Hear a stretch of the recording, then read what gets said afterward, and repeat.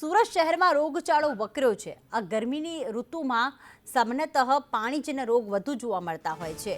ત્યારે 6 મહિનાની એક બાળકીનું ઝાડા ઉલટી થયા બાદ તેનું મોત નીપજ્યું। વરાછાના હીરાબાગ વિસ્તારનો આ બનાવ છે।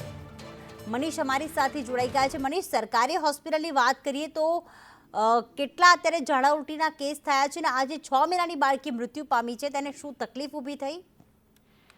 જી બિલકુલ, વાત કરીએ તો સુરત શહેરમાં જે રીતના બેવરી ઋતુનો અનુભવ થઈ રહ્યો છે, ક્યાંક વરસાદ તો ક્યાંક ગરમીની સિઝન ઊભી થઈ રહી છે, ત્યારે રોગચાળાએ માથું ઊંચક્યું છે। ત્યારે વરાછા વિસ્તારમાં આ 6 મહિનાની દીકરી હતી, તેને તાવ ઉપડ્યો હતો। સૌપ્રથમ તેને ખાનગી હોસ્પિટલમાં દાખલ કરવામાં આવી હતી, પરંતુ તેની તબિયત વધુ લથડતા તેને સુરતની સિવિલ હોસ્પિટલમાં દાખલ કરવામાં આવી હતી, પરંતુ ટૂંકી સારવાર દરમિયાન તેને મોત નીપજ્યું હતું। થોડા દિવસથી આ બાળકીને તાવ અને ઝાડા ઉલટીની તકલીફ હતી।